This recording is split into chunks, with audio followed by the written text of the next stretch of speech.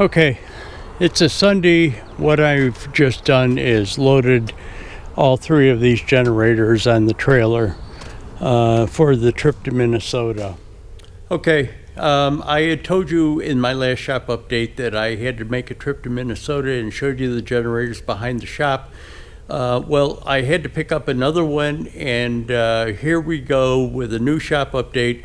And what I've done is loaded the two generators that were behind my shop onto the trailer, as well as the other one that I had to pick up recently. So here we go. We're going to go into another shop update, and we're going to start out by showing you that load that's going to Minnesota. What I did is try to get the two larger ones, and when I say larger, they really don't weigh that much. It's just that they're a little bit bigger than the other ones, but the other one in the front. I got them over the axles, and then put the smaller one in front of it.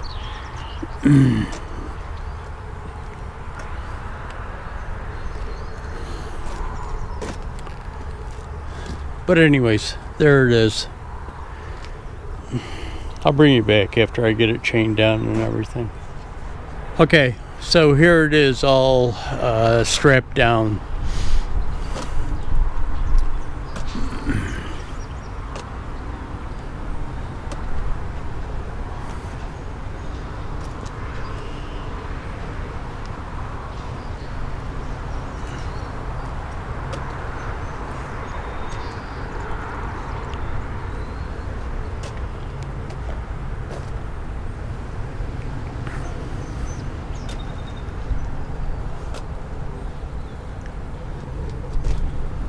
What I did is, when I was coming back to the shop with this thing, this panel came off. So what I did is put a couple of bungee cords from panel to panel. What it is, there's one of these latches. Yeah. Oh, it's on the other side. One of the latches doesn't really hold very well, so it came off. All it is it's got a curve on the top of the panel, and it fits over a lip up on the top. That's a good hitch. See, what it does is those bungee cords pull tension on it, so that should be good. If I have any problems with it or suspect any problems I'm going to have with it, what I'll do is I'll just wrap a small 2-inch strap around the thing to keep it from coming out.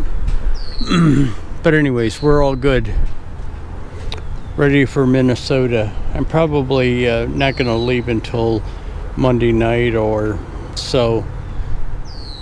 Okay, so I did that Minnesota trip, and I had to stop in Wisconsin on the way back and pick something up at a machine shop, but I'll add that into another clip later in this video.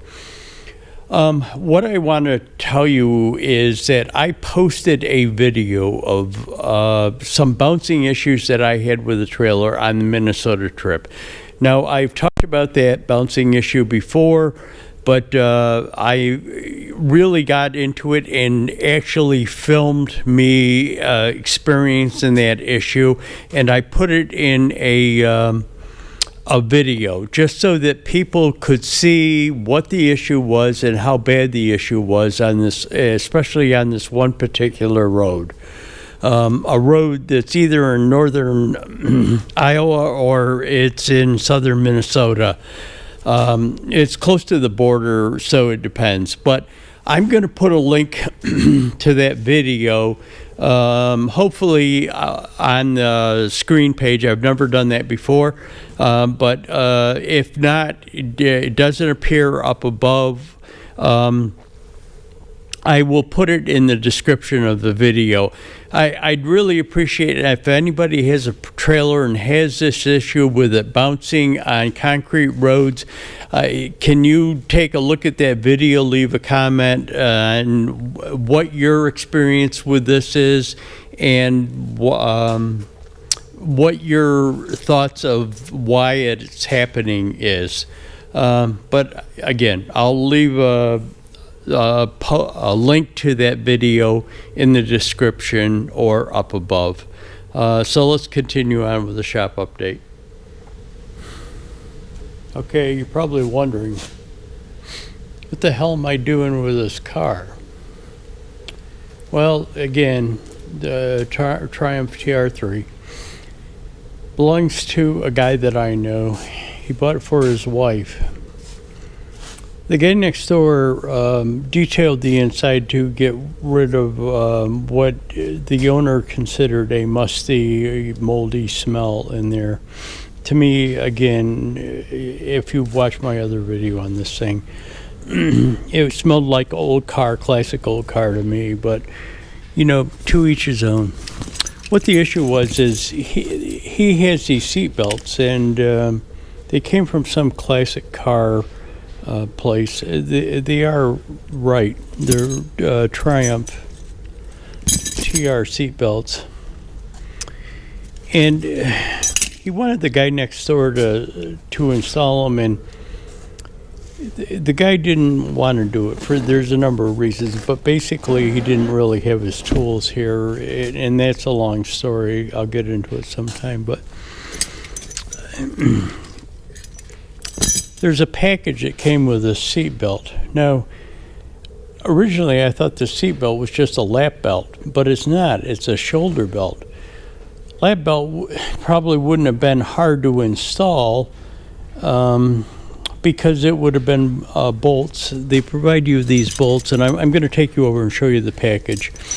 They're eye bolts, actually, and the things go around them and get attached. Wouldn't have been hard to install, but there's a shoulder harness. And I'm not really sure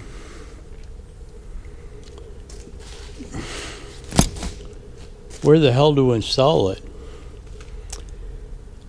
I mean, it can't really be installed without drilling through some of the upholstery. The other thing is size. You know, here's a. I think I'm going to text a guy, say I'm going to need to borrow your wife for a couple of hours. That ought to get him going. But anyways, let me think about that. Maybe I can go on the internet and find out. I'm going to just take you over here because I threw the box of these seat belts in it. And it came with this card. Sports cars or sports and classics. Right parts for the right place. And here is the instructions.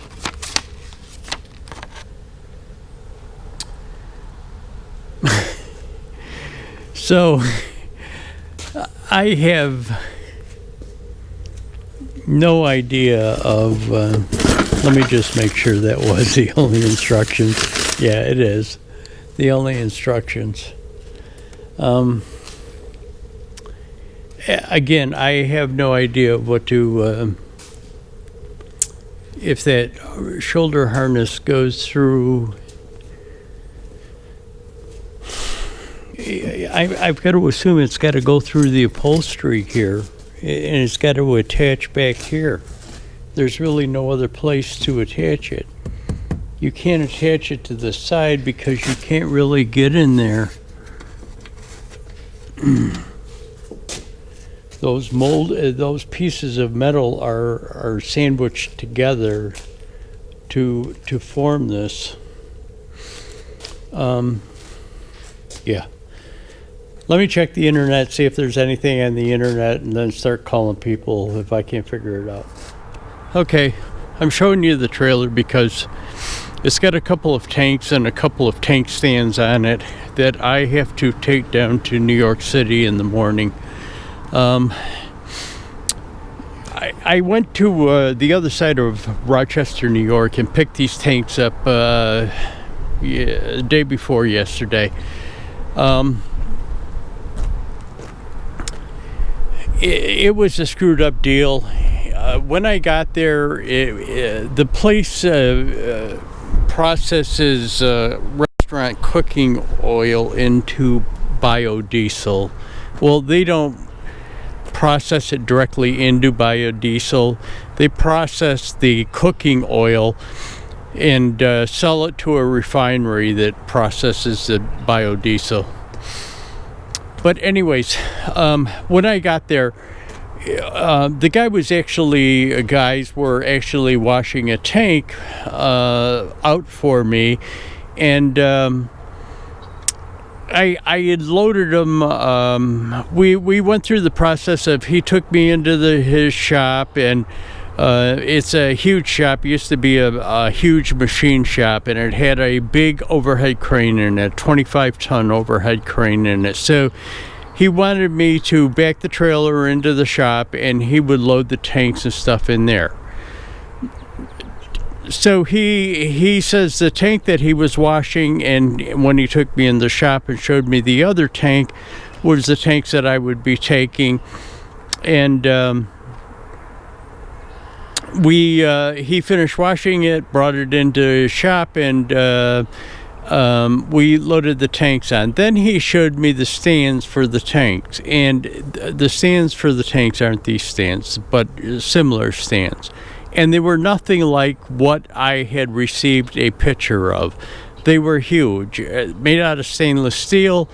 They had, instead of having 4 legs like these each do, they had like 6 legs, and then besides the 6 legs, there was 4 independent legs that came in like the cone taper on this thing and continued down to the ground, and they were made out of stainless steel, square tube stainless steel, and they were very heavy. And so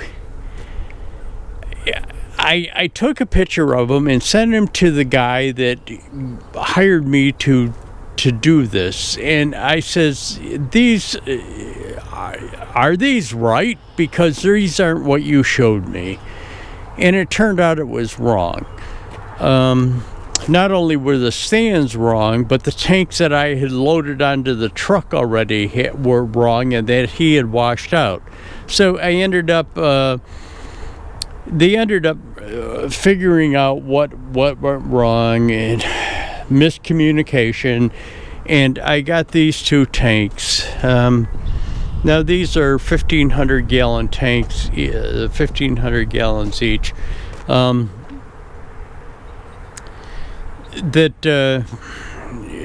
So these tanks were in his shop, and it was a total fiasco getting these things. These tanks were upright, and the shops had valves on them. One of the tanks still had oil in it. They just pulled the valve off and dropped 100 gallons of oil on the floor of the shop, and at the same time we're trying to get the tanks on my trailer, and it was just absolute total fiasco. But anyways, here are the tanks. I've got to take them to New York City in the morning and give them to people. Now, I told them they didn't wash these tanks out, and I told the guy that brokered this deal about it and took pictures of them and said, I need you to make sure that they're going to accept him, because I don't want to get down there and them not accept him. Now, he says that what he would do is contact him, and he didn't think it was going to be a problem because they are putting waste grease and oil and stuff in them to begin with. So apparently it's some kind of a hood cleaning company, hood like kitchen, restaurant kitchen hood type of systems, and that's what they put this waste grease and stuff in that comes out of hoods. hopefully it won't be a problem. I'm gonna shut you off and then show you another load that I have to take after this. So again, we're behind my shop, and this is another generator that I have to take. Now this one is going to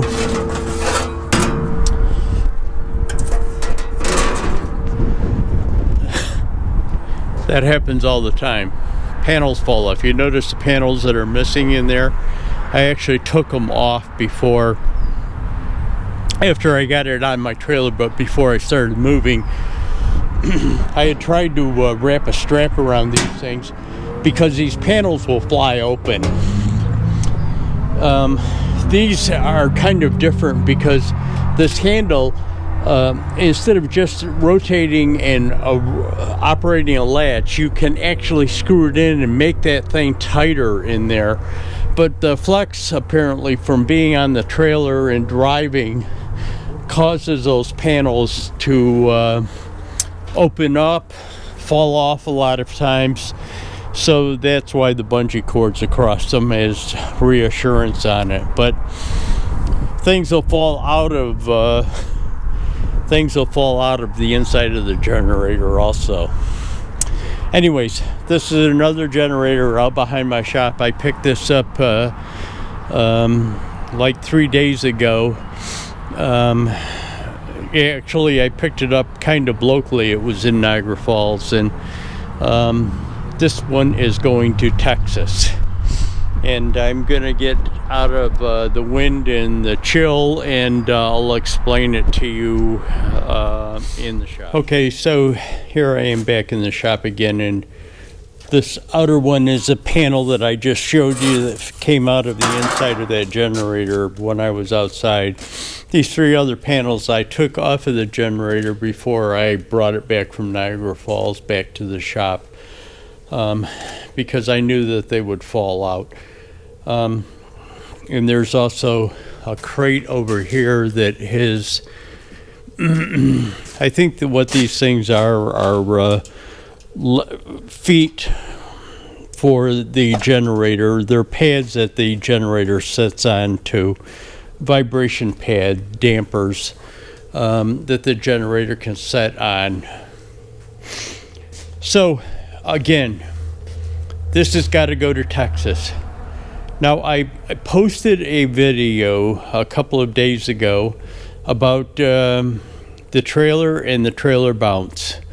Well, after I had started editing that video, I finally got a hold of Diamond C again, and they said that they didn't really have any more suggestions, that they would have to see my trailer before they could make a good judgment on what was causing the bouncing.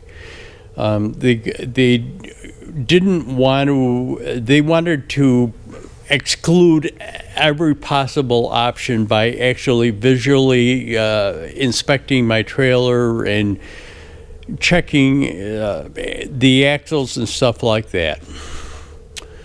So I said to him, listen, I'm going to be down in Texas. I've got a generator that I have to take to Texas, so is it possible that I could stop in? And they said it was possible for me to stop in. So that's what's going to be happening. I am going to be taking that generator down to Texas, and there was a possibility that I had another load that would go down there with it, well, that I would put on the trailer with the Texas load and then have to take that up to Minnesota, but I don't think that's going to pan out. And I think because of there was a possibility of something else happening with that load, I could have gotten a back haul from Texas over to Florida, but I kind of want to not commit to anything because I really want to get that trailer issue with Diamond C kind of ironed out. Now I'm kind of showing you this because quite a while ago, probably 6-8 months ago, this thing was and it's when I say a thing, it's a bed in the ways off of a planer, a metal planer. And I had taken it to Wisconsin, to a machine shop in Wisconsin, and they had ground the ways on it, and a precision grinding place that grinds the ways, it can grind the ways on machines. The cool place, but I'll explain that later in another video. So that also has to be gone with, but there's a possibility, or originally was figured in on taking this with another load. That's another discussion. But anyways, that's kind of where we're gonna go with the generator. The tanks on the trailer have got to go to New York City, like I told you. So the upcoming week is going to be pretty busy, and hopefully I'm going to be able to get with Diamond C at their factory and have them look at my trailer and suggest some possibilities of helping me fix or at least dampen that issue that I have with the bouncing. I'll bring you back. Okay, so I'm dressed like this because I am about ready to go outside with a power washer and see if I can spray some of that crud that's around the large openings in the top of the tanks off, so that before my trip down to New York City. I got a hold of the broker, and he says, I'll give you some extra money if you can see if you can get some of that stuff off before you take it down. But anyways, that's going to be it for this shop update. I did find out some stuff about this, like I kind of put in the comment there below the video. But that will be another shop update. So thanks for watching, guys. Hit that like button, subscribe.